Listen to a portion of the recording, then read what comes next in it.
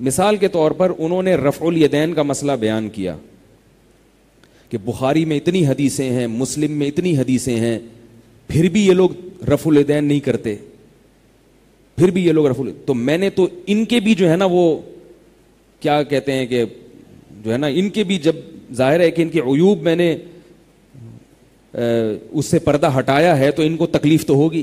اب یہ طنز ہے علماء پر. کن علماء پہ طنز ہے؟ امام ابو حنیفہ پہ بھی ہے, امام ابو یوسف پہ بھی ہے, امام محمد پہ بھی ہے, ابراہیم نخعی پہ بھی ہے, عبداللہ ابن مسعود پہ بھی ہے, حضرت علقمہ اور اسود پہ بھی ہے, اور لاکھوں کروڑوں مسلمان محمود غزنوی پہ بھی ہے, محمد ابن قاسم پہ بھی ہے, اور اللہ آپ کا بھلا کرے ٹیپو سلطان پہ بھی ہے, ٹھیک ہے نا, شاہ ولی اللہ پہ بھی ہے, مجدد الفسانی پہ بھی ہے.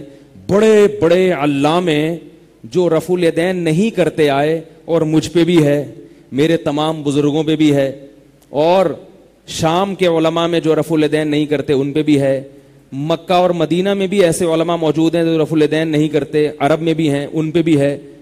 تو یہ آپ بخاری اور مسلم کی خدمت کر رہے ہو یا امت کا تمام علماء پر سے اعتماد ہٹا رہے ہو؟ میں رفع الیدین کے مسائل نہیں چھیڑتا, میں صرف ایک اعتدال کے ساتھ ایک بات کرتا ہوں کہ اس وقت امت کو ایسے شخص کی ضرورت ہے جو لوگوں کو یہ بتائے کہ اس کے بھی دلائل ہیں اور اس کے بھی دلائل ہیں. بات سمجھ رہے ہیں؟ اس کے بھی دلائل ہیں اور اس کے بھی ہیں. دونوں قسم کے دلائل میں صدیوں پہلے بحث مکمل ہو چکی ہے.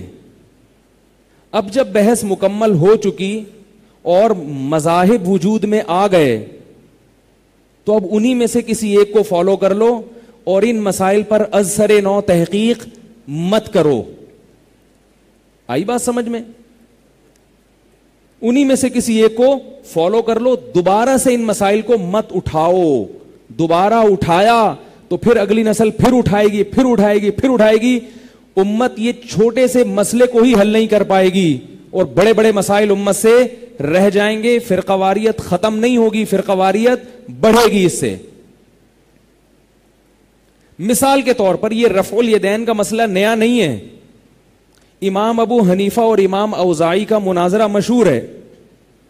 امام ابو حنیفہ کے سامنے یہ بخاری مسلم کی حدیثیں تھیں, بخاری مسلم تو نہیں تھی مگر حدیثیں تو تھیں نا. اس کے باوجود ان کی رائے یہ بنی کہ رفع الیدین نہ کرنا بہتر ہے. امام شافعی کے سامنے یہ حدیثیں تھیں, ان کی رائے یہ بنی کہ کرنا بہتر ہے. دو رائے وجود میں آ گئیں, امت نے کہا کسی کو بھی فالو کر لو, اب مزید اس ٹاپک کو آگے مت بڑھاؤ. اب ہوتا یہ ہے کہ ہم میں سے کوئی بھی ایک طرف کے دلائل دیتا ہے اور اپنے آپ کو دنیا کا سب سے بڑا فنٹر سمجھ کے وہ کہتا ہے کہ سامنے والے پارٹی کے پاس دلائل ہیں ہی نہیں, لہذا ان پہ طنز کرتا ہے. ویسے کہے گا کہ وہ بھی ٹھیک ہے میں بھی ٹھیک ہوں, لیکن پھر جب ٹھیک ہے تو طنز کیوں کر رہے ہو بھائی تم؟ کہ بخاری کو نہیں مانتے, یہ مسلم کو نہیں مانتے. امام ابو حنیفہ اور امام اوزاعی, امام اوزاعی نے ایک مرتبہ امام حنیفہ سے کہا کہ آپ رفع الیدین کیوں نہیں کرتے؟ امام صاحب نے فرمایا کہ میرے پاس اس بارے میں کوئی چیز ثابت نہیں ہے. تو امام اوزاعی نے سند پڑھنا شروع کی. انہوں نے فرمایا کہ امام مالک کا سلسلے سے سند بیان کی, امام مالک, امام زہری, امام سالم اور عبداللہ ابن عمر, بہت زبردست سند ہے, اس کو سلسلۃ الذہب کہا جاتا ہے, کہ نبی صلی اللہ علیہ وسلم نے نماز پڑھی اور رفع الیدین کیا. امام ابو حنیفہ نے اپنی سند پڑھنا شروع. اب دیکھو امام ابو حنیفہ کے پاس حدیث آ گئی نا, اس سے یہ کہنا کہ امام صاحب کو رفع الیدین کی حدیث کا پتہ ہی نہیں تھا, ایسا نہیں ہے, پتہ تھا, لیکن ان کی جو تحقیق تھی وہ اس کے برعکس تھی. وہ کیا ہے وہ میں بھی بتاتا ہوں. میرا مقصد یاد رکھیں, رفع الیدین کا مسئلہ چھیڑنا نہیں ہے, مقصد ہے کہ دونوں طرف ہیں. آپ چونکہ یا تو آپ کے پاس علم نہیں ہے, یا تفقہ نہیں ہے, بصیرت نہیں ہے, یا آپ کا ظرف چھوٹا ہے, آپ کو ایک طرف کا سمجھ میں آتا ہے, دوسری طرف کا سمجھنے کے لیے آپ تیار ہی نہیں ہیں. اور یہ سب اس لیے ہے کہ ایک چیز کے آپ اہل نہیں ہیں اور اہل بن کے بیٹھ گئے, تو پھر یہی ہوگا. یہ کام مجتہدین کے ہیں. رفع الیدین کا مسئلہ حل کرنا, امام کے پیچھے فاتحہ پڑھنا نہ پڑھنا, یہ ہم لوگوں کا کام نہیں ہے. یہ کس کا کام ہے؟ مجتہدین کا. وہ اس کام سے فارغ ہو چکے ہیں, انہی میں سے کسی کو فالو کرو. اب میں ملیریا کا ٹیکہ ایجاد کروں, بھائی یہ بڑے بڑے ڈاکٹروں کا کام ہے, انہوں نے کر لیا ہے یہ. تو میں یہ عرض کر رہا تھا کہ امام ابو حنیفہ رحمہ اللہ تعالی نے اپنی سند شروع فرمایا حدثنا حماد قال حدثنا ابراہیم قال حدثنا علقمہ قال حدثني عبد اللہ بن مسعود الا اصلی بکم صلاۃ رسول اللہ صلی اللہ علیہ وسلم. کیا میں ایسے نماز پڑھ کے نہ بتاؤں جیسے نبی نے نماز پڑھی؟ پھر رفع الیدین تکبیر تحریمہ کے وقت کیا اور اس کے علاوہ نہیں کیا. اب یہ مناظرہ ہو رہا ہے, کتنی شائستہ گفتگو ہو رہی ہے. دو بڑے بڑے وقت کے مجتہد. امام اوزاعی نے کہا کہ میں جو حدیث پیش کر رہا ہوں اس کے راوی کون ہیں؟ امام زہری ہیں, بہت بڑے محدث ہیں. اس کے بعد حضرت سالم ہیں جو عبداللہ ابن عمر کے بیٹے ہیں. اس کے بعد عبداللہ ابن عمر صحابی رسول. امام ابو حنیفہ نے کہا میں جو سند پیش کر رہا ہوں حدثنی حماد, وہ کوفہ کے سب سے بڑے فقیہ ہیں.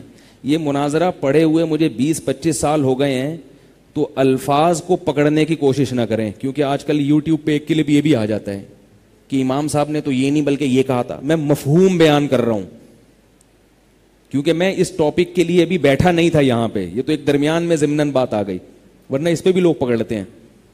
اصل چیز کو نہیں دیکھتے کہ جو آدمی مضمون بیان کرنا چاہ رہا ہے وہ کیا ہے. تو انہوں نے کہا کہ حماد بہت بڑے فقیہ تھے کوفہ کے, اور یاد رکھو حماد جو ہیں بخاری اور مسلم کے راویوں میں سے. اور دوسرا کیا, ابراہیم نخعی رحمہ اللہ تعالی ہمارے اسلاف میں ان بزرگوں میں سے ہیں جن کا جگہ جگہ امام بخاری نے بہت عزت اور احترام سے نام لیا ہے, اور فقیہ بھی تھے, صرف محدث نہیں تھے, ساتھ ساتھ فقیہ بھی تھے. اور پھر فرمایا دوسرے ہیں علقمہ, فرمایا تم نے علقمہ کے مقابلے میں پیش کیا ہے عبداللہ ابن عمر کو. یعنی جو میری سند جا رہی ہے, جو پیرالل چل رہی ہے نا سند, تمہاری سند میں اس کے بعد راوی آ رہے ہیں صحابی, میری سند میں آ رہے ہیں تابعی. فرمایا کہ علقمہ صرف اس لیے عبداللہ بن عمر سے کم تر ہیں کہ صحابی نہیں ہیں, ورنہ علم میں ان سے کم نہیں ہے. وہ عبداللہ بن عمر کو صحابی ہونے کی فضیلت حاصل ہے, مگر یہ دعویٰ کرنا کہ وہ علقمہ سے علم میں زیادہ ہیں, یہ دعویٰ نہیں کیا جا سکتا. اور پھر آگے فرمایا اس کے بعد میری حدیث کے راویوں میں عبداللہ ابن مسعود, ان کے بارے میں فرمایا اما ابن مسعود فہو ابن مسعود. عبداللہ بن مسعود وہ تو عبداللہ ابن مسعود ہیں, ان کے بارے میں کیا کہوں. کیا مطلب؟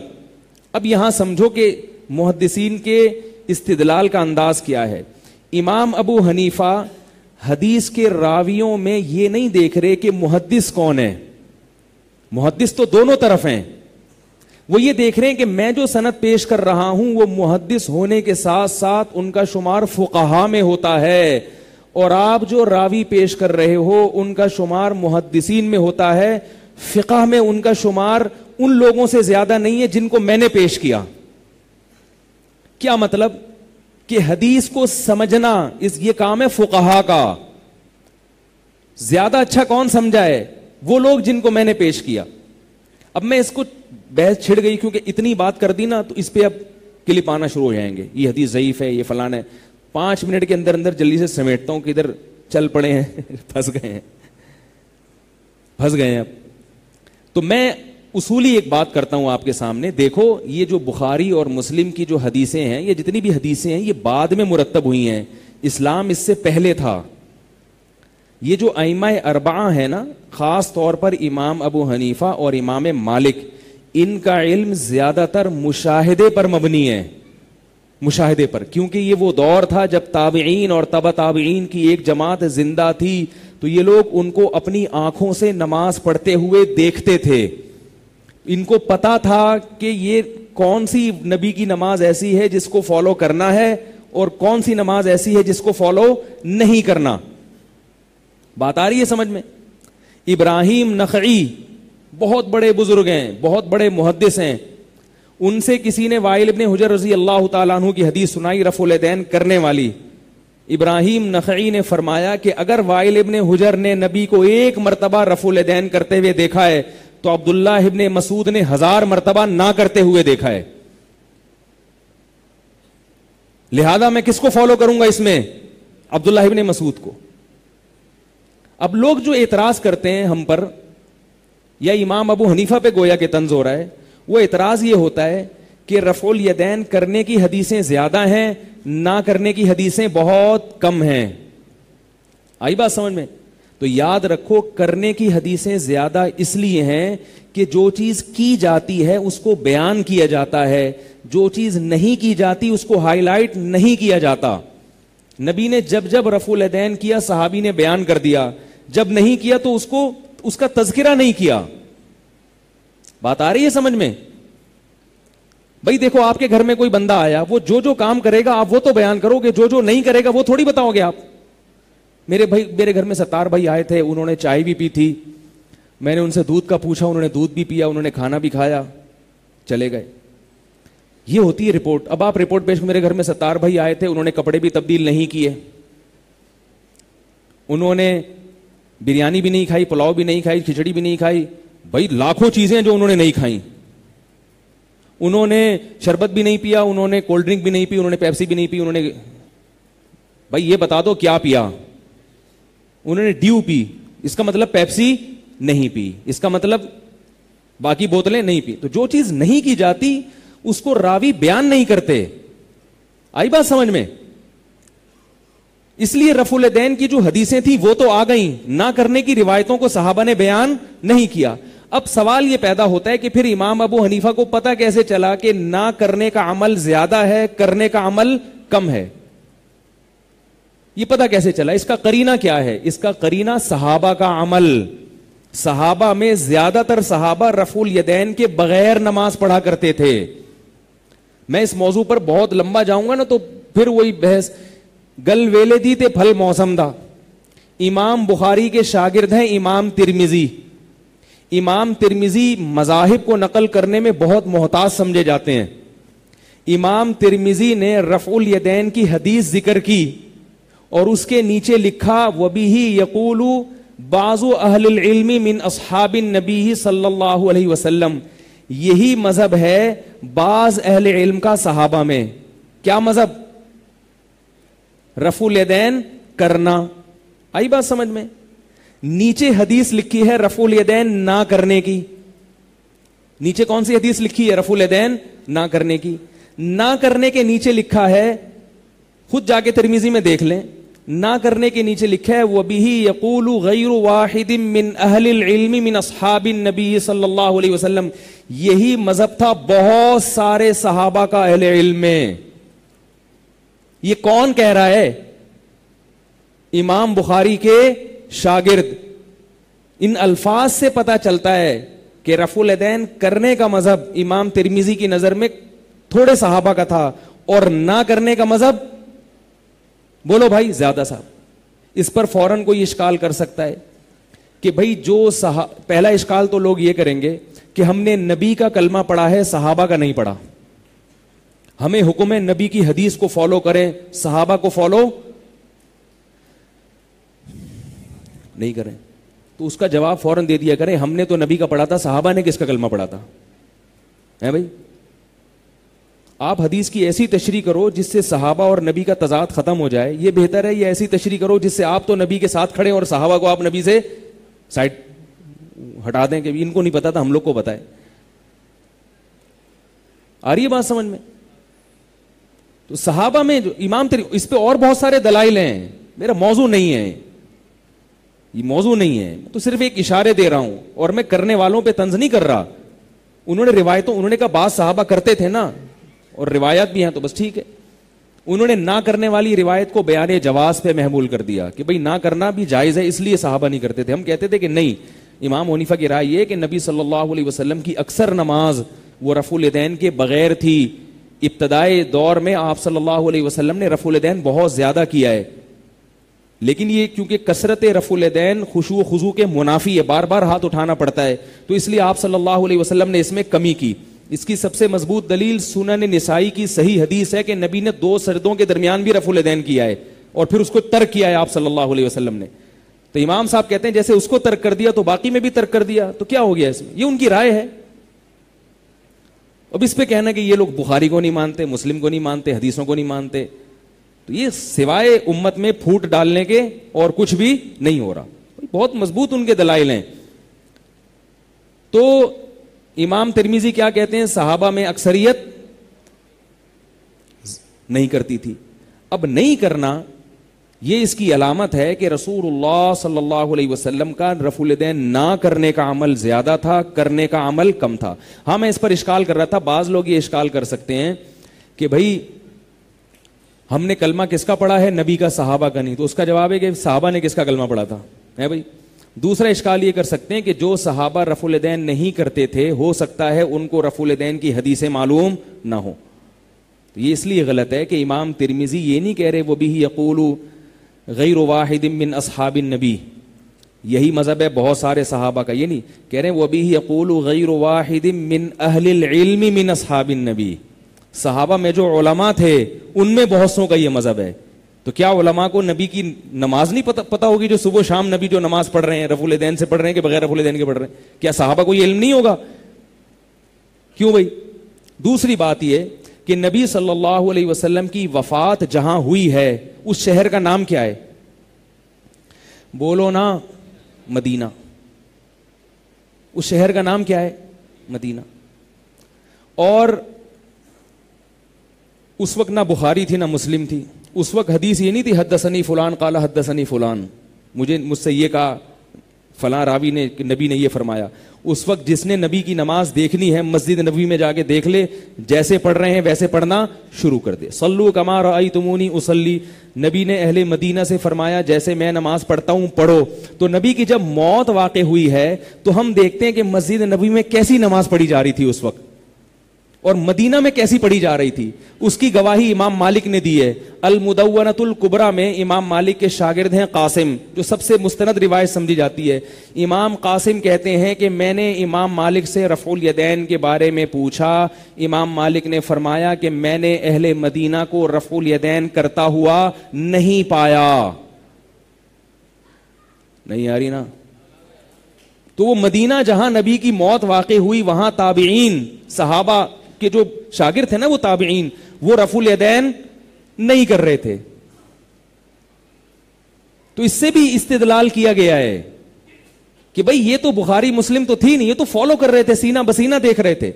دوسرا علم کا سب سے بڑا مرکز تھا اس وقت کوفہ. کیوں مرکز تھا یہ بھی بتا دوں. اس لیے کہ آخری خلیفہ حضرت علی جو دار الخلافہ ہوا کرتا ہے, آپ کو پتہ ہے علم کا مرکز ہوتا ہے. جیسے ایک زمانے میں بغداد تھا, تو حضرت علی جب ہجرت کر کے گئے ہیں کوفہ, 1400 صاحب علم صحابہ بڑے بڑے علامے وہ حضرت علی کے ساتھ کہاں چلے گئے؟ کوفہ میں. اور وہاں عبداللہ ابن مسعود جیسے فقیہ پہلے سے موجود تھے. عبداللہ بن مسعود کا تو بہت بڑا مقام ہے, اتنا بڑا مقام ہے کہ ابن تیمیہ فرماتے ہیں کہ فقہ میں, فقہ کا مطلب قرآن اور حدیث سے مسائل نکالنے میں, اللہ نے جیسے عبداللہ بن مسعود اور ان کے شاگردوں کو شہرت دی ہے ایسی شہرت اللہ نے کسی کو نہیں دی. ایسی شہرت کسی کو بھی نہیں ملی.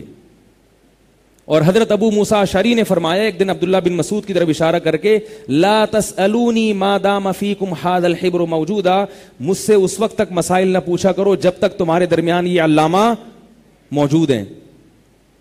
وہ ایک دوسرے کا احترام کرتے تھے. وہ نہیں کہتے میں قرآن حدیث سے بتاتا ہوں مجھ سے پوچھو, یہ والا کیا کر رہا ہے اس سے نہیں پوچھو. تو بھائی وہ جانتے تھے کہ قرآن حدیث میرے پاس بھی ہے ان کے پاس بھی ہے, لیکن وہ اعتراف کر رہے ہیں یہ زیادہ اچھا سمجھتے ہیں مجھ سے, کیونکہ صحابی تھے نا, تربیت ہوئی بھی تھی. آج کل جو نئی نئی فلمیں آ رہی ہیں ان بیچاروں کی تربیت نہیں ہے. کبھی کسی بزرگ کی جوتیاں سیدھی نہیں کی انہوں نے, کسی بزرگ سے ڈانٹ نہیں کھائی. علم حاصل کرنے کے لیے اپنے آپ کو مٹانا پڑتا ہے, تواضع پیدا کرنی پڑتی ہے, انکساری پیدا کرنی پڑتی ہے. آئینہ بنتا ہے رگڑے لاکھ جب کھاتا ہے دل, کچھ نہ پوچھو دل بڑی مشکل سے بن پاتا ہے دل. جب یہ رگڑے ہوتے ہیں تو پھر بزرگوں کا احترام دل میں آتا ہے, اکابر کا, علماء کا, ائمہ کا, محدثین کا, سب سے عقیدت محبت ہوتی ہے. ان کے بارے میں انسان زبان بہت احتیاط سے استعمال کرتا ہے, اپنے آپ کو ان کے مقابلے میں جاہل کہتا ہے بھائی ہم جاہل ہیں, وہ تھے پڑھے لکھے. سمجھ رہے ہو کہ نہیں سمجھ رہے؟ ان کے مقابلے میں. بعض لوگ کہتے ہیں کہ پھر آپ اپنے آپ کو مفتی کیوں کہتے ہیں؟ بھائی ہم آپ کو آپ کے مقابلے میں مفتی کہہ رہے ہیں, صحیح ہے نا. عجیب عجیب طنز آتے ہیں میرے اوپر. آپ تو کہہ رہے ہیں کہ آپ لوگ اپنے آپ کو مقلد ہیں, آپ تو جاہل ہیں, آپ کو تو آتا کچھ نہیں ہے. کچھ نہیں آتا مجتہدین کے مقابلے میں, آپ کے مقابلے میں اللہ کا شکر ہے بہت کچھ آتا ہے. آپ کو تو اتنا بھی نہیں آتا کہ کیسے بزرگوں کا احترام ہوتا ہے, کیسے ادب ہوتا ہے, کیسے تمیز ہوتی ہے. ہاں ٹھیک ہے, ہم بہت سوں کے مقابلے میں نالائق ہیں, ہم یہ نہیں کہتے. تو دوسرا علمی مرکز کیا تھا؟ کوفہ تھا. اب کوفہ میں عبداللہ ابن مسعود گئے ہیں, حضرت علی گئے ہیں. کوفہ کے بارے میں اہل کوفہ کا اجماع تھا کہ وہ رفع الیدین نہیں کرتے تھے. مصنف ابن ابی شیبہ کی روایت ہے, کان اصحاب علی وابن مسعود لا يرفعون ایدیہم فی الصلاۃ. حضرت علی کے شاگرد اور عبداللہ بن مسعود کے شاگرد رفع الیدین نہیں کرتے تھے. البتہ حضرت علی سے بعض موقع پر احیاناً ثابت بھی ہے, تو ہم بھی کہتے ہیں اگر کوئی کبھی کر لے تو کوئی حرج نہیں ہے, اس میں کچھ بھی نہیں ہوگا, کوئی ناجائز تھوڑی کہتے ہیں ہم. افضل کیا ہے کہ عام طور پہ جو آپ کی نماز ہونی چاہیے وہ رفع الیدین کے بغیر. یہ امام ابو حنیفہ کی رائے ہے, اور اسی رائے کو امت کے ایک بہت بڑے طبقے نے فالو کیا ہے. اور وہ کہتے ہیں یہ قرآن کے اس قریب بھی ہے کہ اس میں خشوع زیادہ ہے. آپ دیکھیں جو لوگ بار بار کر رہے ہو تو بار بار ہاتھ ہلا رہے ہوتے ہیں, تو وہ کہتے ہیں بھائی اسکنو, نماز میں سکون پیدا کرو. لیکن اس کے باوجود امام شافعی بھی ہمارے لیے قابل احترام ہے. انہوں نے روایات کو دیکھا, حدیث کے ظاہر کو دیکھا, کوئی اگر اس کو فالو کرتا ہے سبحان اللہ. صحابہ کرام میں اگر اکثر صحابہ امام ترمذی کی شہادت کے مطابق رفع الیدین نہیں کرتے تھے تو بہت سے کرتے بھی تو تھے نا, تو ان کو بھی تو ہم تھوڑی مسلمانوں کی فہرست سے نکال سکتے ہیں. تو اس لیے ہمارے بزرگوں نے ایک بڑی پیاری بات کہی ہے کہ اللہ تعالیٰ نے کو جو ہے نا, اللہ تعالیٰ کو اپنے نبی کی ہر ادا اتنی اچھی لگی کہ اللہ نے کسی نہ کسی شکل میں وہ ادا قیامت تک کے لیے محفوظ کر دی ہے. تو یہ والی بھی محفوظ کر دی, وہ والی بھی محفوظ. لیکن یہ جو بیچ والی ہے کہ یہ والا ادھر والے کو اور وہ والا ادھر والے پہ طنز مارے, کیونکہ یہ طنز کیے جا رہے ہیں, طنز مارے جا رہے ہیں. یہ بخاری کو نہیں مانتے, یہ مسلم کو نہیں مانتے, یہ فلاں کو نہیں مانتے, یہ یوں کو نہیں مانتے. تو اہل کوفہ بھی نہیں کرتے تھے. تو یہ دو بڑے بڑے علمی مرکز تھے, اگر یہ نہیں کر رہے تو اس کے نہ کرنے کو بھی دلیل سمجھا گیا ہے کہ بھئی نبی صلی اللہ علیہ وسلم کا زیادہ تر عمل یہ تھا. باقی وہ میں نے وجہ بتا دی کہ رفع الیدین کی حدیثیں. اچھا ایک آخری بات, ترمذی کی جو حدیث ہے عبداللہ بن مسعود کی رفع الیدین نہ کرنے والی, اس کو بھی یہ لوگ کہتے ہیں ضعیف ہے, اور عبداللہ ابن مبارک کے حوالے دیتے ہیں. عوام کے پاس کامل علم نہیں ہوتا, عوام کو مغالطے میں ڈالنا بہت آسان ہے. حقیقت یہ ہے کہ عبداللہ ابن مسعود سے ترمذی میں دو روایتیں ہیں. ایک روایت میں آتا ہے کہ نبی نے ایسے نماز پڑھی اور صرف تکبیر تحریمہ میں رفع الیدین کیا. ایک روایت میں آتا ہے کہ عبداللہ بن مسعود کہتے ہیں میں وہ نماز پڑھ کے بتاؤں جو نبی نے پڑھی, اور اس میں بھی آتا ہے صرف پہلی میں رفع الیدین کیا. تو عبداللہ بن مبارک نے پہلی والی حدیث کو ضعیف کہا ہے, دوسری والی کو نہیں کہا. تو اب لوگ مغالطے میں آ جاتے ہیں, علم نہیں ہوتا یا بیچارے کنفیوز ہوتے ہیں, اجتہاد تو ہے نہیں نا, تو وہ عبداللہ بن مبارک کا مقولہ پہلے والے کے بجائے دوسرے پہ فٹ کر دیتے ہیں. دوسری حدیث کو تو امام ترمذی نے خود صحیح کہا ہے, ایک نسخے میں حسن صحیح کہا ہے, ایک نسخے میں حسن کہا ہے. تو اس لیے کہہ رہا ہوں کہ پبلک کا کام نہیں ہے ان بکھیڑوں میں پڑے. لوگ کہتے ہیں میں خود تحقیق کروں گا رفع الیدین کی, تو کرو نا آپ تحقیق. ایک ترمذی کی حدیث کی تحقیق کرو کہ یہ صحیح ہے یا نہیں, اسی میں 1 مہینہ چاہیے آپ کو. اتنی مغالطے ہیں اس میں, وہ ایک نسخہ اٹھا کے لے آئے گا, ایک دوسرا نسخہ. ہمارے ایک دوست نے ترمذی کی حدیث پہ مناظرہ شروع کر دیا کسی سے. دوست کا دعویٰ تھا یہ صحیح ہے, ان حضرات کا دعویٰ تھا یہ ضعیف ہے. 1 مہینے وہ مناظرہ چلتا رہا ہے. میرے دماغ بھی کھاتا رہا, میں نے کہا اللہ کے بندے مجھے کچھ اور کرنے دے. وہ نسخے قدیم قاف میم کے نسخے اٹھا کے لے آئے. کیا لکھا ہے بھائی ان بحثوں میں؟